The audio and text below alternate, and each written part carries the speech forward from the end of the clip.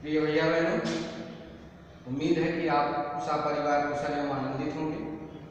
जैसा कि हम सभी को यह बात विदित है कि इस समय पूरा विश्व कोरोना महामारी से ग्रसित है, जिसके कारण हम और आप प्रत्यक्ष रूप से मिल नहीं पा रहे और जिसके वजह से अध्ययन और अध्यापन का कार्य बाधित होता है। लेकिन इसके विकल्प हेतु हम आप लोगों को वीडियो के माध्यम से कोशिश करेंगे कुछ जानकारी प्राप्त करने की। उसी क्रम में हमें आपको विज्ञान विषय की जानकारी देनी।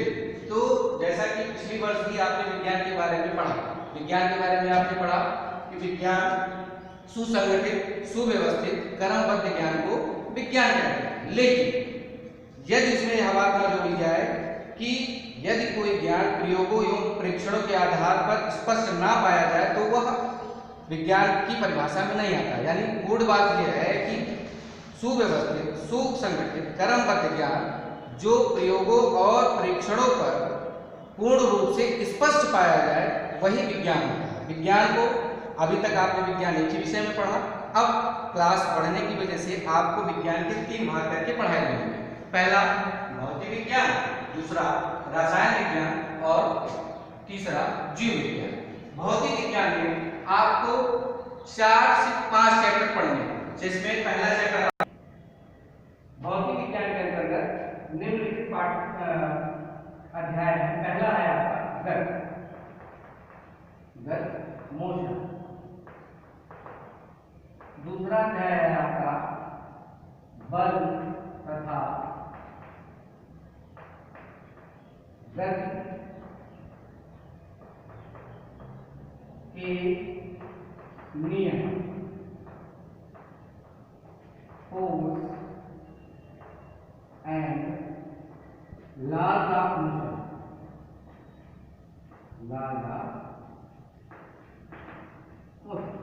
तीसरा है आपका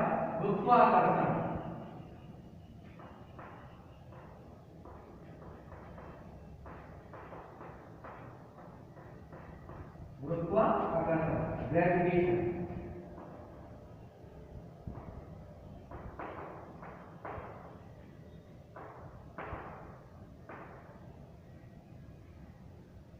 नेक्स्ट है आपका कार्य तथा ऊर्जा, कार्य तथा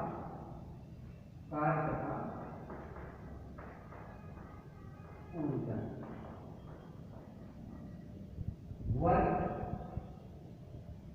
एंड एनर्जी,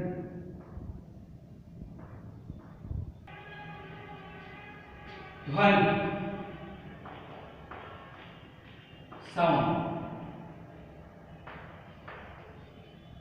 पहला चैप्टर आपका है गति, दूसरा आपका है बल तथा गति के नियम, तीसरा आपका है गुरुत्वाकर्षण, चौथा है आपका कार्य तथा ऊर्जा और पांचवा आपका है ध्वनि। यानी पूरे भौतिक विज्ञान में आपको इन्हीं 5 चैप्टरों के बारे में पढ़ना है। तो शुरुआत करते हैं। सबसे पहला चैप्टर आपका है गति। गति के बारे में थोड़ा जानेंगे। गति क्या है, किस तरीके से इसको समझेंगे।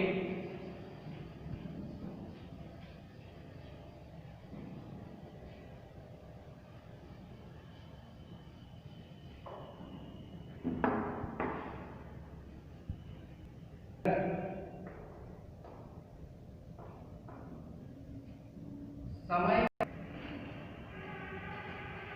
गति की परिभाषा, समय के साथ किसी वस्तु की स्थिति में होने वाले परिवर्तन को गति कहते हैं। ये परिभाषा ठीक है, लेकिन ये परिभाषा भी कहीं ना कहीं कुछ ना कुछ अपूर्ण क्या है, इसमें समझाना ये है कि जैसे मान लेते हैं ये कोई वस्तु है और इसको ये किसी समय में इस स्थान पर यहाँ पे फिक्स है। और दूसरी कुछ समय बाद, यानी यहाँ पे अगर हम समय दिखाएं और यहाँ पे इसकी स्पीड दिखाएं और कुछ समय बाद ये वस्तु यहाँ पे जाती है, तो यानी अगर किसी वस्तु में समय लगा और इसके साथ ये स्थिति अपनी बदल देती है तो यह गति कहलाएगा। लेकिन यदि हम किसी बस में बैठे हैं, यदि हम किसी बस में बैठे हैं और गति में और बस में बैठे और गति की सापेक्षता यानी तुलना करते हैं, जब तक गति के लिए या गति को स्पष्ट तब तक नहीं किया जा सकता जब तक उसको अनुभव करने के लिए किसी एक निश्चित बिंदु से तुलना नहीं करेंगे, जिसको कहते हैं स्थिर बिंदु। स्थिर बिंदु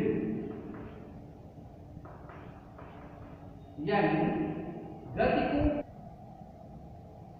स्थिर बिंदु, यानी अगर हमको गति को स्पष्ट करना है तो किसी न किसी बिंदु को हमको स्थित मानना होगा और उस बिंदु की स्थिति के सापेक्ष हम उस वस्तु की तुलना करेंगे, तभी यह स्पष्ट हो पाएगा कि वह वस्तु गति में है अथवा नहीं। यानी किसी स्थिर बिंदु के सापेक्ष यदि किसी वस्तु की स्थिति में समय के साथ परिवर्तन होता है तब वह वस्तु गति की अवस्था में मानी जाती है।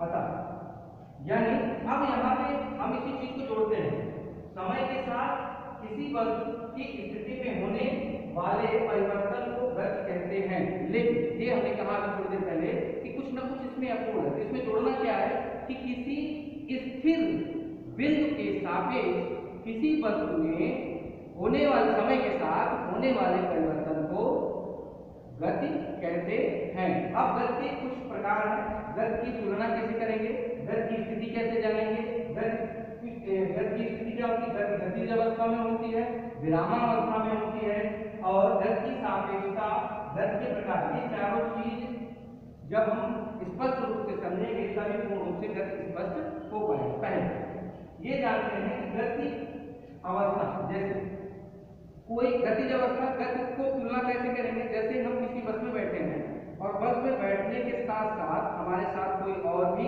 बस में बैठा है, अब बस चल रही है तो बस में बैठा हुआ व्यक्ति जो हमारे बगल है, अगर हम सिर्फ उस पर ध्यान देंगे तो वह व्यक्ति हमको गति की अवस्था में नहीं दिखाई देगा।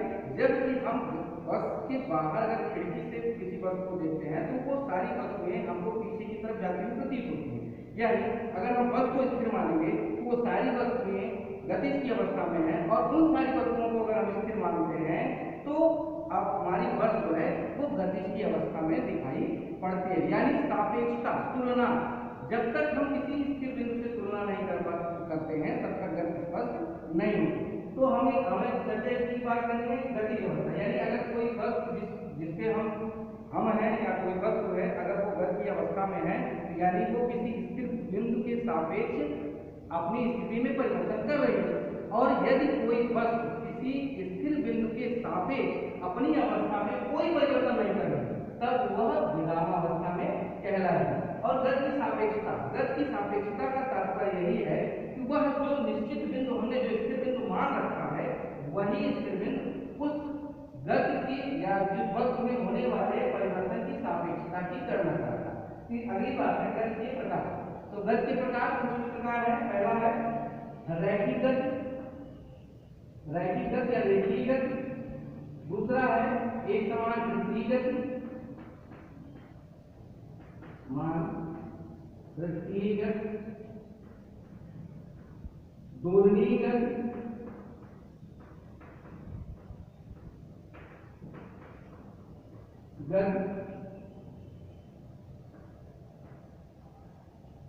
अब रैखिक गति क्या है और एक समान वृत्तीय गति क्या है इसको समझेंगे। रेखीय, जब कोई वस्तु किसी स्थिर बिंदु के सापेक्ष एक सीधी रेखा में गति करती है तो वह गति करने वाली वस्तु की जो स्थिति है वो रेखीय गति के अंतर्गत आता है। यानी यदि यहाँ पे कोई वस्तु कोई ऑब्जेक्ट है और इसकी स्थिति में किसी फिक्स जगह से किसी पर्टिकुलर जगह से वो समय के साथ अपनी स्थिति में परिवर्तन करता है और परिवर्तन करने के साथ साथ वो एक सीधी रेखा में होता है, यानी ना किसी दिशा में उसका रैंडम मोशन नहीं होता है, एक सीधी रेखा में अगर वो मोशन कर रहा है तो ये एक रेखीय गति कहलाता है। दूसरी बात आता है आपका एक समान वृत्तीय। वृत्तीय क्या है, इसको जरा समझेंगे। यदि कोई पिंड, जैसे मान लेते हैं ये कोई पिंड है, कोई कण है और ये किसी एक निश्चित बिंदु के सापेक्ष परितः अपनी स्थिति में प्रत्येक सेकंड प्रत्येक क्षण अपने मार्ग को परिवर्तित करता है, विचलित करता है। यानी अगर इस स्थिति में है तो ये इस दिशा में जाएगा, थोड़ा सा हो आएगा तो इधर जाएगा, थोड़ा सा यहाँ आएगा तो इस दिशा में जाएगा। यानी इसकी स्थिति हर क्षण परिवर्तित हो रही है, लेकिन स्थिति परिवर्तन होने के साथ साथ इसका जो फिक्स पॉइंट है वो उसकी दूरी एक समान निश्चित है। यानी इसी बिंदु की निश्चित दूरी पे यदि कोई पिंड बार बार अपनी दिशा को परिवर्तित कर रहा है तब वो है वृत्तीय गति के अंतर्गत आता है। नेक्स्ट है आपका दोलनीय गति। दोलनीय गति क्या है, जब कोई पिंड किसी एक निश्चित बिंदु, किसी जैसे मान लेते हैं निश्चित बिंदु है और ये कोई पिंड है और ये पिंड किसी निश्चित बिंदु के बार बार इधर उधर यानी दोनों तरफ उसके परितः बार बार चक्कर लगा रही है, तो इस प्रकार की गति को क्या कहते हैं, दोलनीय गति। हाँ, एक प्रकार की और गति है वक्र रेखी या घूर्णन गति। वक्र रेखी या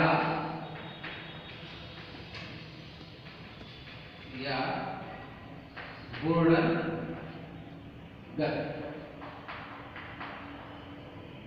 वक्र रेखी गति, यदि कोई वस्तु किसी निश्चित बिंदु के बार बार रैंडमली मोशन कर रही है तो इस प्रकार की गति को वक्र रेखी या घूर्णन गति